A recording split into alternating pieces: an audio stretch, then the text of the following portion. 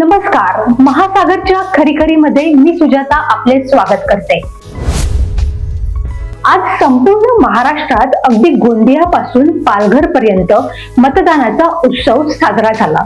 गेले 15 दिवस आपल्या नेत्यांना वाटेल तसे बोलण्याचे दिवस होते। जो जे वांछिल तो ते बोला, आपल्या बुद्धीची द्वारे खोला। नेत्यांच्या भाषणात टाळ्या वाजवून डोला आणि त्यांच्या म्हणण्यास करा होला होला। अशा या 15 दिवसीय मतयज्ञाची सांगता आज झाली। आपल्या देशात मतदानाचे प्रमाण साधारणपणे 70% आसपास असते। उरलेल्या 30% मतदार महाभागांना मतदानाच्या दिवशी सहलीवर जाण्याचे आणि मतदान न करण्याचे पुण्य कार्य करायचे असते। तुम्हाला पटो अथवा न पटो, आपल्या देशाच्या लोकशाहीत मते टाकून नेता निवडणे हे आपले परम कर्तव्य असते। दुर्दैवाने आपल्याला सध्या कर्तव्यापेक्षा अधिकाराची जाणीव अतिशय दमदारपणे होत असते।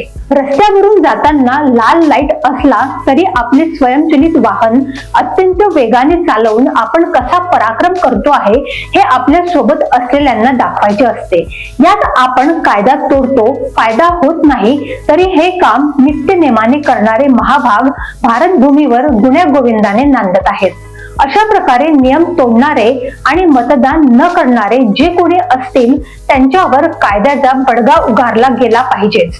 बाकी काहीही असले तरी उभ्या राहिलेल्या उमेदवारांपैकी एकाला मतदान करणे हे आपले राष्ट्रीय कर्तव्य आहे। निवडून आलेला उमेदवार त्यानंतर 4 वर्षे 365 दिवस तुम्हाला विचारणार सुद्धा नाही। फार तर शेवटच्या 10 ते 15 दिवसात तुम्हाला ढोपरापासून नमस्कार करण्यासही तयार होईल। हे असे असले तरी तुम्ही रागवायचे नाही। जगातील सर्वात आनंददायी राज्यकर्ते निवडण्याची हीच सोय आहे। पूर्वीच्या काळी वंश परंपरागत राजेशाही नांदत होती। राजेसाहेब वर गेले की युवराज गादीवर बसत असत। ही राजेशाही आजही फारशी बदललेली नाही। काही परिवार राज्य करण्यासाठीच जन्माला आलेले असतात। आपल्या महाराष्ट्रातही 100 ते 150 परिवार असेच आहेत। आपल्यानंतर आपल्या मुलाने राजकारणात आले पाहिजे असे प्रत्येक राजकारणी बापाला वाटते। आपला पुत्र राजकारण निपुण आहे असे सुद्धा वाटते। मग अशा परंपरागत रीतिरिवाजात वाजत गाजत विरोध करणारेही असतात। पण जेव्हा आपल्या परिवाराशिवाय इतरांचा विचार करा असे म्हटले जाते तेव्हा हेच वंशवाद विरोधी आपल्या वंशाच्या दिव्याला राजकारणात आणून त्याला दिवे लावावयास शिकवितात। केवळ राजकारणातच ही परिस्थिती आहे असे नाही, प्रत्येक क्षेत्रात हीच परिस्थिती आहे। नुकतेच सेवानिवृत्त झालेले सर्वोच्च न्यायालयाचे न्यायमूर्ती चंद्रचूड साहेब यांचे वडील सर्वोच्च न्यायालयाचे मुख्य न्यायाधीश होते। त्यांचे आजोबाही होते। त्यांच्या पणजोबांचे आम्हाला ठाऊक नाही। त्यांचा पुत्रही मुंबईत चांगली वकिली करतो आणि आपल्या वंश परंपरागत न्यायाधीश होण्याच्या पावलावर चालत आहे असे म्हणतात। हेअर कटिंग सलून चालविणारा आपल्या दुकानाची किल्ली आपल्या पोरालाच देत असतो। आपल्या येथील बडे भांडवलदार, मग ते बिर्ला असो किंवा अंबानी असो, सगळेच वंश परंपरागत व्यवसाय करतात। मग बिचाऱ्या राजकारण्यांनाच विनाकारण दोष देण्यात काही अर्थ आहे काय?